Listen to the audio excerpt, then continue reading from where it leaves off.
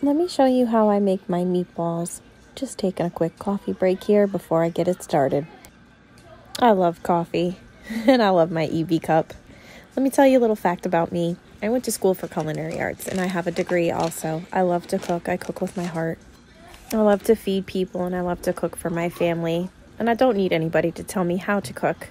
But I appreciate your feedback and your comments and the views. Thank you.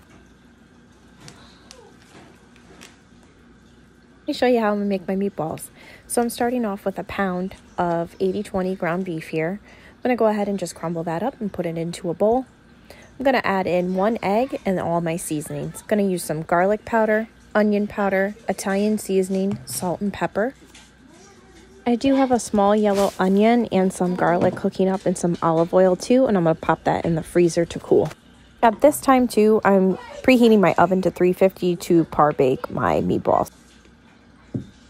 You can also pan sear your meatballs. I just find it easier to do it in the oven.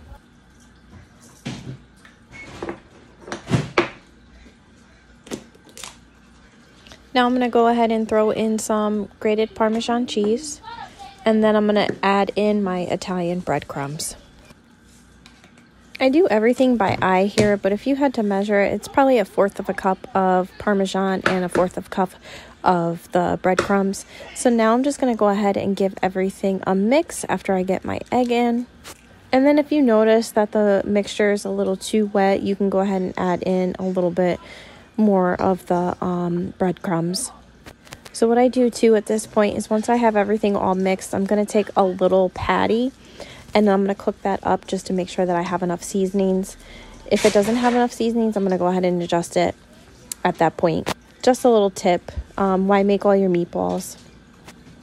And they need more seasoning. So now I'm just taking out my onions and garlic that I cooked up and I'm going to go ahead and place that into the meatballs and give everything a good mix. You don't want to overwork your meatballs. It's kind of just like dough too. You don't want to overwork it because then it'll end up tough. This mixture here is the same thing that I use for my burgers and for my meatloaf as well, with the addition of more ingredients for those specific dishes.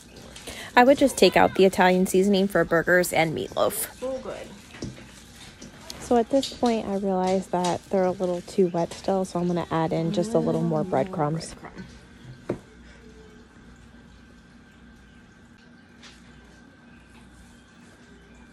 Probably ends up being about 1/3. And now I'm adding in more seasonings too.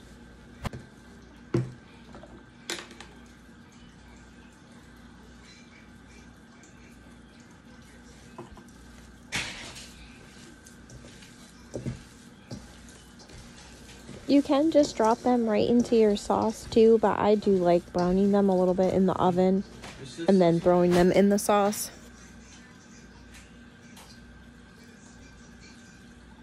So now I'm going to go ahead and make them into balls. So I'm taking about maybe about 1.5 tablespoons of the meat mixture, and then you're just going to roll them and form them into a ball. I'm just placing them into my pan so I can get them ready to bake off in the oven. You're going to just par cook them. You just want to get them nice and brown on the outside, and then they'll finish cooking in the sauce. You can make whatever size meatballs too that you like. I love cooking. It's so therapeutic for me. I've always enjoyed cooking. I learned a lot from my grandmother and my great-grandmother, and from school also. So I do let them bake for about 25 minutes in the oven, and then I take them out, and then you're just going to go ahead and place them into the sauce. You don't want to just dump them into the sauce because you don't want that extra grease into your tomato sauce here. So I'm going to go ahead and just place them in using my tongs, and then you're just going to get them all in the pan, and then you're going to give everything a good stir.